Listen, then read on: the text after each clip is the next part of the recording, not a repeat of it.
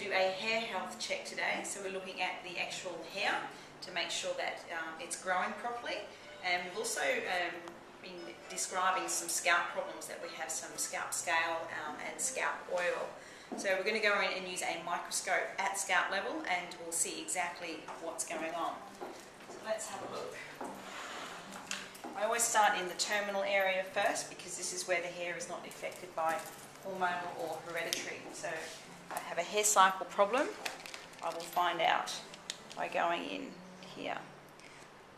So see what we can see. Alright, so I can see straight away there on my computer screen that in this frame, it's very, very magnified, I can see Taylor's normal hairs. So these are your normal terminal hairs here, Taylor. And that's how far your hairs are normally spaced out apart. Can you see all these little hairs? They're nearly see-through. Yeah.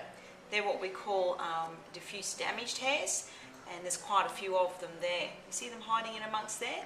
So per frame, we've got 1, 2, 3, 4, probably 5, 6, maybe 7 hairs per area, and that's less than 1 centimetre square. So in a tiny area, it's showing that some of your hairs aren't growing properly. So that explains some of the problems that we're having. So we're just going to go in and see, again in the terminal area, if everywhere we go, do we see something that is similar. Alright, can you see them there again, Taylor? Yeah. Now what I'm going to do here, because some of them, you can barely even see it. Now that could start looking like an empty follicle. So we're going to change the image, and we're going to look a little bit beneath the scalp. So I'm going to change it over to our dermal image. Can you see that? That those little ones that weren't even showing up before, we can now see them again. So if we look at the 6 hairs that we saw per frame before, and we add in these little silvery ones, there's at least another 4 of them. So now our hair count. Okay, we're going to go in and have a look again. Now what we're going to do is, I'm looking through the microscope what I'm seeing, and I'm actually going to click a button, and that holds that image that we were seeing there. So then I can come over and I can point this out to Taylor, the hairs that aren't growing. Can you see that? So that is how your hair should be growing. See how they've actually got a lot of colour? Yeah. You've got all these little ones that they're translucent. So they're still there, they're still growing. They're not new hairs, because a new hair comes through as thick as it should. Yeah. But they're, damaged hair. So at some point, your hair cycle's being disrupted, and they're just not growing properly. So that shows the hair that you had, that you're telling me about, that long blonde hair that was really thick and full. I can see that that's how it used to be. Yeah. So what we need to visualise is all of those little hairs that aren't growing properly. If we could get them back into their hair cycle, they could grow like the big strong ones there with colour. There's your hair back. Yeah, so it's very common. So we're just going to keep checking. We want to make sure we don't have any empty follicles, and all we have is this disrupted hair cycle. So we'll move over to the other side. So I'm going to clear the image on the screen, and we'll go in and we'll look live over here. And again, can you see them there, Taylor? Now I'm not going to hold it, I'm going to keep moving along. Right, now I'm going to change my lens again to look beneath, or look at them all. See them? Yeah.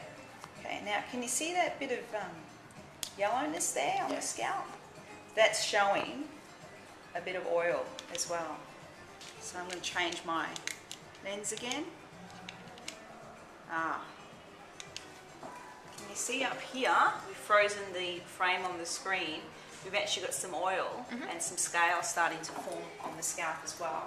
So that scalp problem that you're explaining, I can see that it is actually there.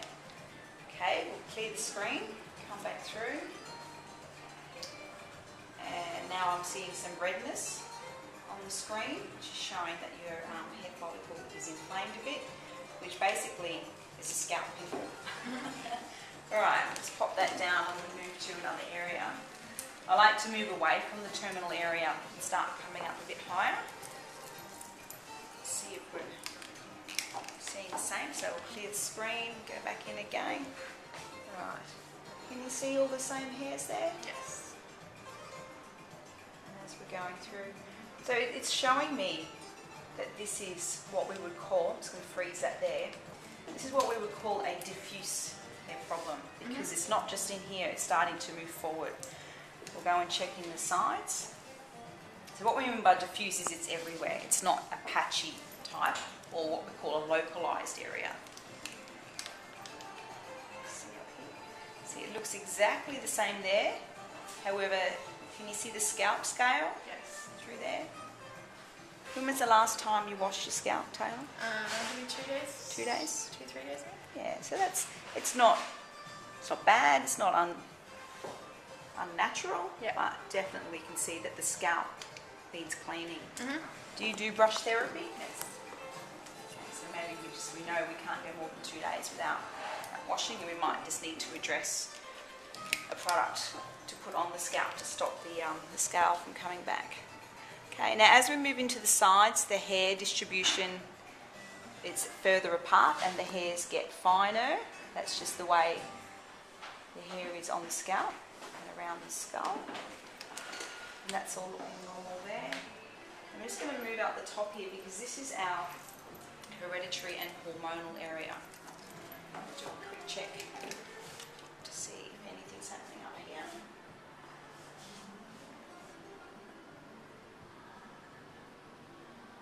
Okay. I can start seeing a few empty follicles around that area. See them with me? Little markations on the scalp. Yes. So they're actually holes where the hair should be coming out. So that says that we've got a little bit of hereditary or hormonal type of hair loss. And you shared your history with me before, so I'm not surprised at seeing this because of the synthetic hormonal interventions that have happened over the years for yourself. So we just need to address those things, and then you can start seeing the diffuse damaged hairs through here as well. Check just on this hairline also. So this is why most people report that they have more hair thinning at the front, because your hair is naturally finer there, and you can have two things at the same time, which is your diffuse hair damage and also the female pattern thinning. Can you see them all there with me? Mm-hmm. Yeah. So it's not a lot, it's not a problem, it's something that we can easily correct for you. The other thing I'm noticing through here is there's more oil. So when you get less hair, and you've got these follicles that don't have hair in them, the oil gland is still alive, it's still active. So they're producing oil which is coming out onto your scalp, and the other ones, it's actually irritating your scalp. So this is why you say to me that there's more oil at the front. I can see why. So we can help you to clean all of that up. So that's just a really basic hair health check. I'm just now going to spend a bit of time with Taylor to explain to her how we can correct this easily, and we're going to teach you a bit of home care.